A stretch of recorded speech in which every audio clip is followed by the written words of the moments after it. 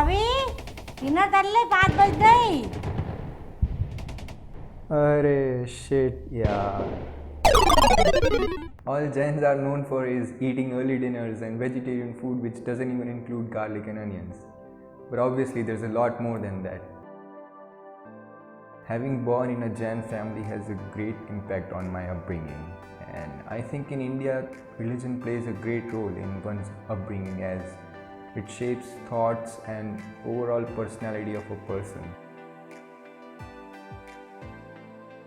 Because every religion has a different philosophy to life and it brings a whole new culture and a different way of living altogether.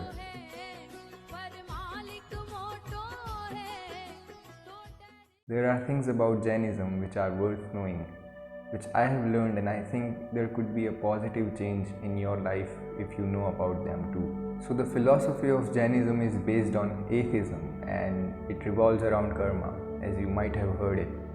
And the central idea of Jainism is to get rid of all karma.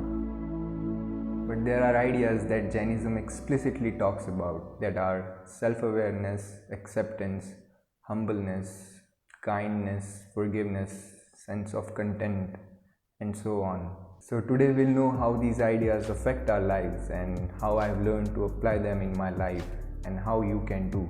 Now, whenever I used to hear the word karma, I used to think that it's an outdated religious concept that doesn't hold relevance in the modern world. But when I learned more about this, I realized some pretty firm things about this.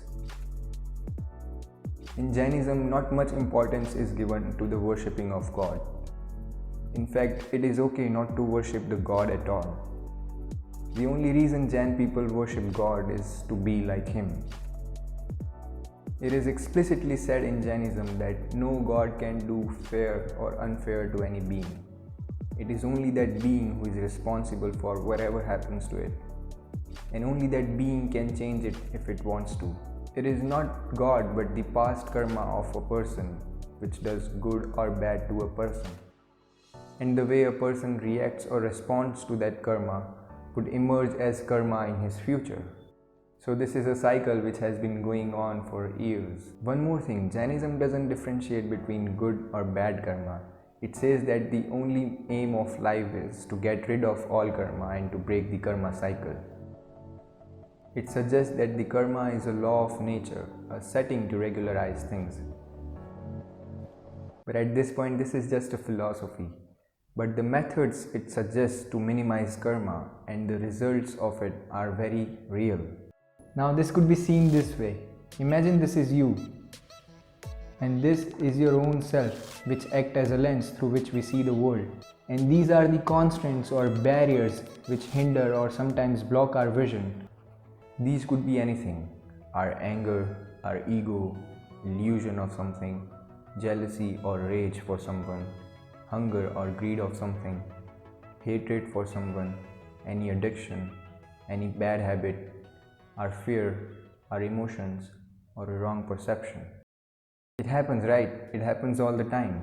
Whenever we are extremely angry on someone or when we have ego, we can't really see, or sometimes it is impossible to see the other's point of view. We only realize this when we calm down. Now once we understand this, we must try to remove these barriers one by one to clear our vision so that we can see the things as they really are. But it is not that simple because most of the times we don't realize that our vision is being hindered or there is a barrier.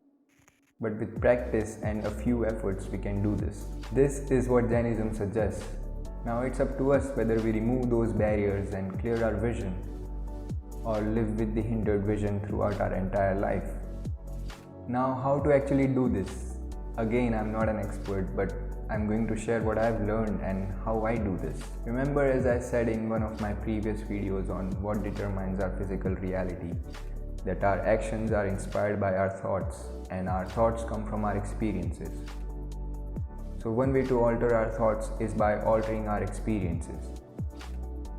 The kind of experiences we have determines the kind of thoughts we have.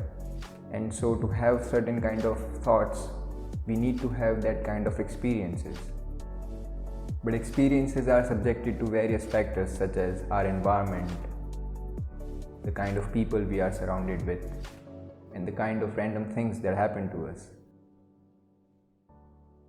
And it is hard for most of us to change any of these factors because we are bound by many things, such as a family which we have to serve in some way, our financial limitations, or a profession, and so on. Some people go beyond these limitations and do it, like monks and Acharya and Muni in Jainism.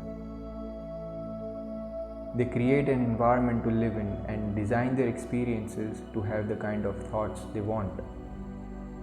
And they work on their thoughts as well. But it is hard for us to do so because their lifestyle is way too hard, and some of them are way too ahead in this process. But we can also do it. Instead of designing our experiences, we can directly concentrate on changing our thoughts.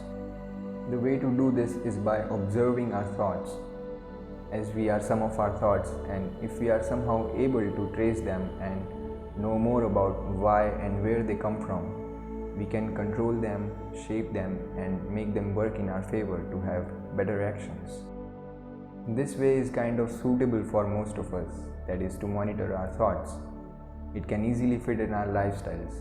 All we have to do is to give tiny amount of time from our daily life. I've been doing it for a while and yet things are starting to change. What to do is to sit quietly for 15 to 20 minutes and just observe the kind of thoughts that come to your mind. Don't suppress any kind of thoughts, and also try not to get carried away by any of them.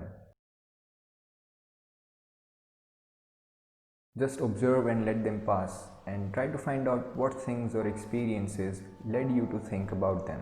Obviously, this is not a one-day process and comes with practice. I mean, there are times when I get to sleep while doing this, and there are times when I feel like it's not working at all. But if we stick to it for long enough, things change.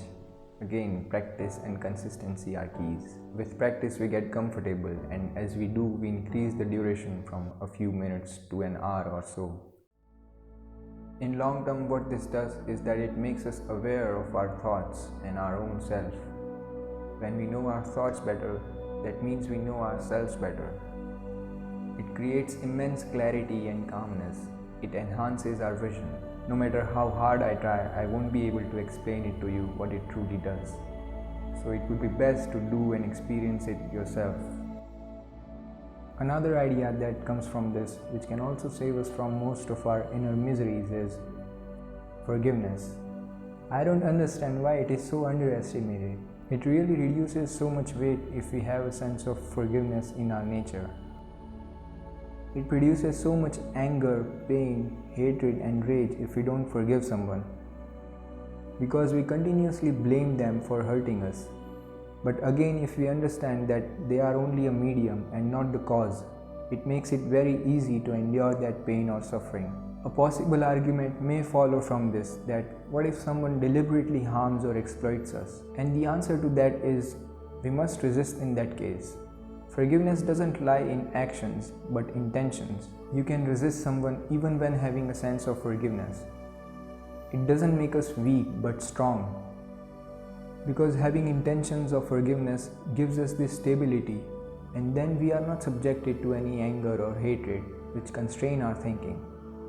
And we can choose our actions wisely, which otherwise we couldn't. And sense of forgiveness doesn't only mean to forgive others, but to apologize too if we become the medium of someone's suffering. In theory, it may seem idealistic, but we won't be able to realize unless we actually do it. Forgiveness also brings acceptance, because we humbly accept whatever comes to us, and it gives us the strength to face it. Have a sense of forgiveness in your nature, and then you will be more peaceful than ever. Thank you for watching. I also want to thank you all for the love and support you have shown, as the channel has reached its 100 subscribers. It's a very small step, but it counts. Also share this video with others. See you next time.